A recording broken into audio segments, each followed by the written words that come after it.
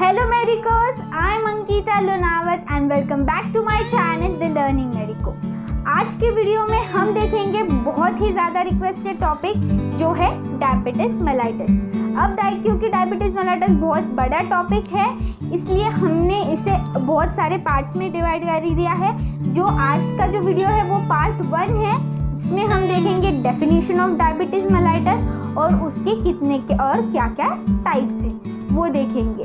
और अगली वीडियोस में हम देखेंगे pathogenesis of diabetes type 1, pathogenesis of type 2, उसके बाद हम देखेंगे कॉम्प्लिकेशंस ऑफ डायबिटीज मेलाइटिस। इसे हमने इसे डिवाइड कर दिया है इस टॉपिक को। सो आज के वीडियो में हम देखेंगे definition and types of diabetes mellitus. Also for handwritten notes of all my videos you can follow me on Instagram at the learning medico. Link description box में दी हुई है। अगर आपको इस वीडियो के नोट्स चाहिए तो जब इसके चारों पार्ट्स कंप्लीट हो जाएंगे, इस वीडियो के अपलोड हो जाएंगे, उसके बाद ही मैं इस वीडियो के सारे जो नोट्स है डायबिटीज मेलाइटिस के वो पोस्ट करूँगी, तो आप ज़रूर एक बार चेक कर लीजिए। So let's start. So definition of diabetes mellitus.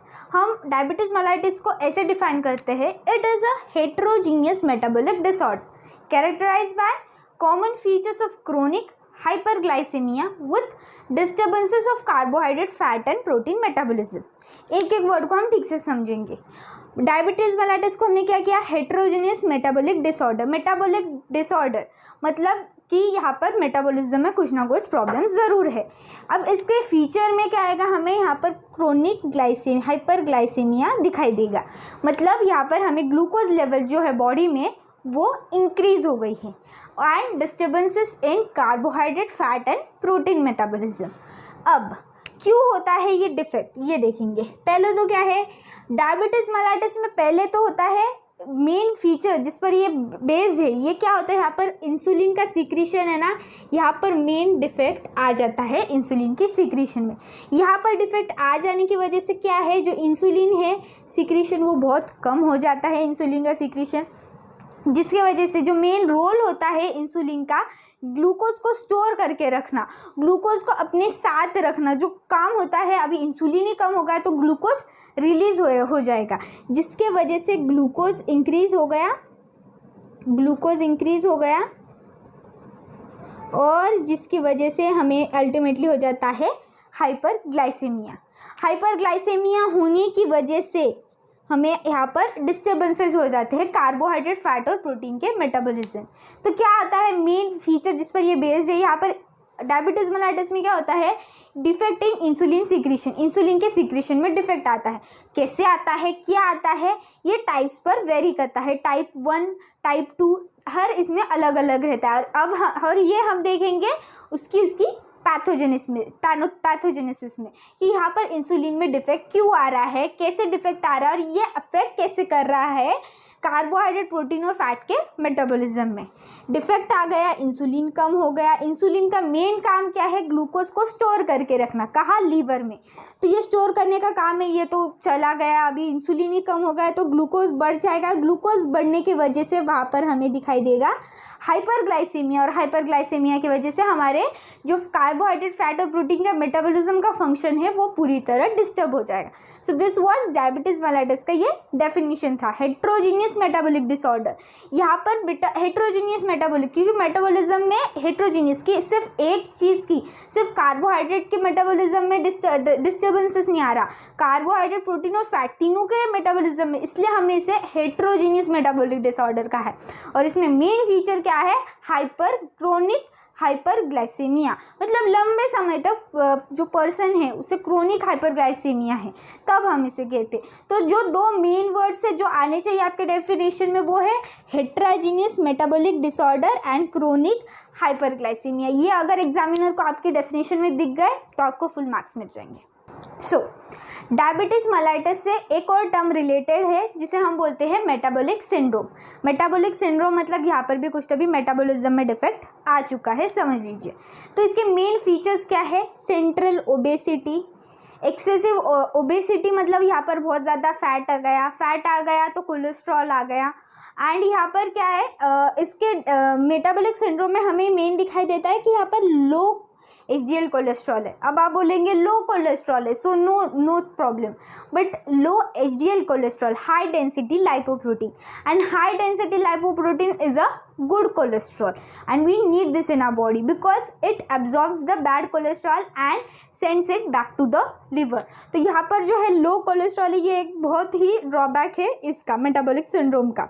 और यहाँ पर हाइपर ट्राइग्लाइसेरिडीमिया भी दिखाई देता है, hyperglycaemia and hypertension, high BP भी दिखाई देता है हमें metabolic syndrome. So the term very much related two diabetes mellitus is metabolic syndrome. और हम कह सकते हैं कि आसपास ये दोनों जो है metabolic syndrome and diabetes mellitus are one and the same.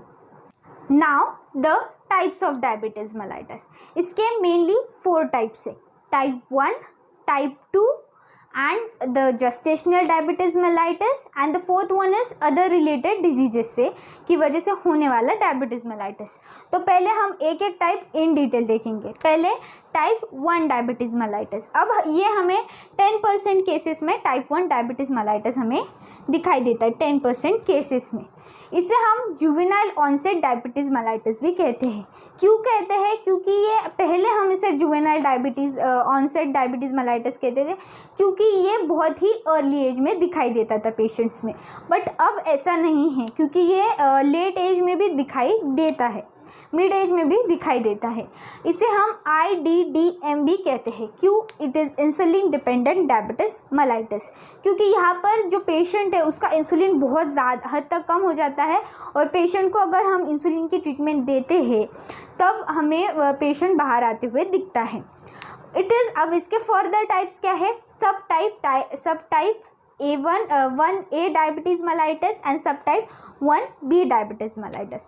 अब जो सब टाइप 1A डायबिटीज़ मेलाइटस है वो इम्यून मेडिएटेड डायबिटीज़ मेलाइटस है। क्यों? क्योंकि यहाँ पर ऑटो इम्यून डिस्ट्रक्शन है बीटा सेल्स का, यहाँ पर ऑटो इम्यून डिस्ट्रक्शन है। एंटीबॉडीज़ जो है, ऑटो इम्यून एंटीबॉडीज़ जो है वो बीटा सेल्स को, जो पैंक्रियाटिक बीटा सेल्स है उनको डिस्ट्रक्ट करता है, जो कि इंसुलिन सीक्रेट करते हैं और जो अल्टीमेटली कॉज करता है इंसुलिन डेफिशिएंसी। अब जो टाइप 1B डायबिटीज़ मेलाइटस है वो इडियोपैथिक है, क्योंकि हमें इसका कॉज पता नहीं है। पेशेंट को इंसुलिन डेफिशिएंसी तो होती है, पर जब हम ऑटो एंटीबॉडीज़ के लिए जब हम चेक करते हैं तो हमें वहाँ पर वैसे ऑटो इम्यून डिजीज़ेस के कोई भी चांसेस नहीं दिखाई देते, इसलिए ये इडियोपैथिक है। इसका हमें कोई प्रॉपर कॉज पता नहीं है, इसलिए इसका टाइप 1B डायबिटीज़ मेलाइटस। सो क्या है टाइप 1 डायबिटीज़ मेलाइटस? 10% केसेस में it is insulin dependent diabetes mellitus. यहाँ पर बहुत हद तक इंसुलिन की डेफिशिएंसी हो जाती है पेशेंट को। और इसके फर्दर जो 2 टाइप है, सब टाइप 1A डायबिटीज़ मेलाइटस, सब टाइप 1B डायबिटीज़ मेलाइटस।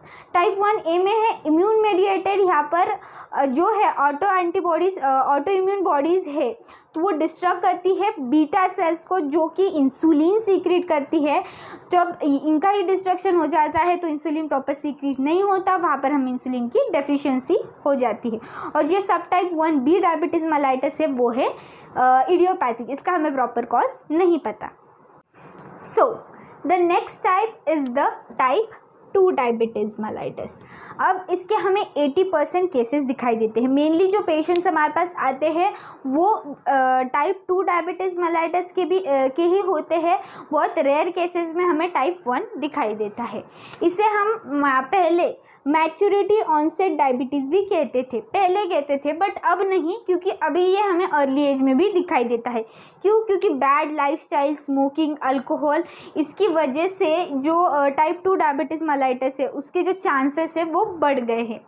इसे हम पहले NIDDM भी कहते थे, non insulin dependent diabetes mellitus, क्योंकि इसमें मेनली पेशेंट को डेफिशिएंसी नहीं होती थी इंसुलिन की, या फिर हमें ट्रीटमेंट नहीं देनी पड़ती थी इंसुलिन की।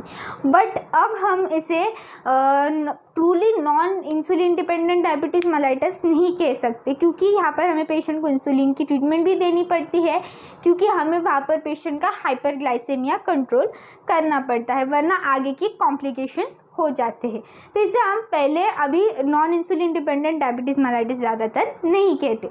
Next is the gestational diabetes mellitus. As you see in the name, gestational. So it is a diabetes mellitus which is diagnosed in the second or the third trimester of pregnancy. Second या फिर third trimester of pregnancy में हमें ये diagnose भी होता है जो patients में पहले डायबिटीज़ की कोई भी ट्रेसेस नहीं थे. पहले पेशेंट एकदम नॉर्मल था, उसे हाइपरग्लाइसीमिया की भी कोई प्रॉब्लम नहीं थी, बट जब वो पेशेंट उसके थर्ड ट्राइमेस्टर में आई तब हमें उसमें ये अगर ये डायग्नोज होता है तो इसे हम जेस्टेशनल, ये यूजुअली डिलीवरी के बाद चली जाती है ये जेस्टेशनल डायबिटीज़ मेलाइटस, बट आगे की लाइफ में ये पेशेंट्स जो है वो प्रोन होते हैं कि उन्हें डायबिटीज़ मेलाइटस हो सकता है. So this was gestational diabetes mellitus type 2 and gestational diabetes mellitus. So the last type is the other specific etiologic types of diabetes mellitus. Etiology, इसका कॉज क्या है, इसके ऊपर जो टाइप्स है ये है. ये हमें मोस्टली 10% केसेस ऐसे दिखाई देते हैं, बहुत रेयर होते हैं एक्चुअली ये केसेस. तो इसमें पहला तो क्या आता है, diseases of exocrine pancreas. Pancreas आपको पता है बहुत इंपॉर्टेंट रोल करती है प्ले यहाँ पर डायबिटीज़ मेलाइटस के केस में. जो इसलेट्स सेल्स है पैंक्रियास के, वही मेन इंसुलिन सीक्रेट करते हैं. जब पैंक्रियास को ही डिजीज़ हो जाए, कोई प्रॉब्लम आ जाए, तब यहाँ पर प्रॉपर इंसुलिन सीक्रेट नहीं होगा और ये कॉज कर सकता है diabetes mellitus. Drugs and chemical induce diabetes mellitus. कुछ ड्रग्स और केमिकल्स होते हैं जो इनहेबिट करते हैं इंसुलिन की एक्शन को, और जिसकी वजह से हमें डायबिटीज़ मेलाइटस हो सकता है. Next is the monogenic diabetic syndrome. Monogenic diabetes syndrome ये है, ये इसे हम नियोनेटल डायबिटीज़ मेलाइटस भी कहते हैं. इसमें क्या होता है, जो बेबीज़ है उनके डीएनए में कुछ म्यूटेशंस आ जाते हैं जिसके वजह से जो बॉडी की एबिलिटी है इंसुलिन सीक्रेट करने की वो कम हो जाती है, जिसकी वजह से इंसुलिन कम हो जाता है और कॉज करता है नियोनेटल डायबिटीज़ मेलाइटस. क्या है मोनोजेनिक डायबिटिक सिंड्रोम? जो बेबीज़ है उनके डीएनए में कुछ म्यूटेशंस आ जाते हैं जिसकी वजह से जो बॉडी की एबिलिटी है इंसुलिन सीक्रेट करने की वो कम हो जाती है और वहाँ पर पेशेंट को डायबिटीज़ मेलाइटस हो सकता है, जिसे हम बहुत अर्ली एज मतलब बेबीज़ में दिखाई देता है ये, जिसे हम बोलते हैं नियोनेटल डायबिटीज़ मेलाइटस. एक क्विक रिविजन कि आज हमने क्या देखा.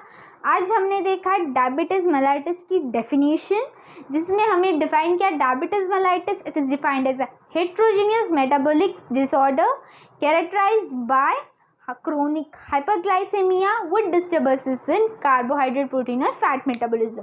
जो मेन वर्ड्स आने चाहिए वहाँ पर जो है हेट्रोजीनियस मेटाबॉलिक डिसऑर्डर और दूसरा क्रोनिक हाइपरग्लाइसेमिया, ये दो मेन वर्ड्स आपको होनी चाहिए. फिर मेटाबॉलिक सिंड्रोम क्या है वो हमने देखा, वो कैसे रिलेटेड है डायबिटीज़ मेलाइटस से वो देखा. फिर डायबिटीज़ मेलाइटस की टाइप्स देखे, जिसमें है type 1 diabetes mellitus, type 2 diabetes mellitus, gestational diabetes mellitus and other specific etiologic types of diabetes mellitus. Hope आपको ये टॉपिक समझ में आया होगा. अगली वीडियो में हम देखेंगे पैथोजेनेसिस, हर एक टाइप का पैथोजेनेसिस इन डिटेल देखेंगे. अगले इसमें देखेंगे pathogenesis of type 1 diabetes mellitus. Thank you so much for watching my video. Hope you learned the topic very well. If so, then please hit on the like button and please do subscribe to my channel, The Learning Medico. Thank you.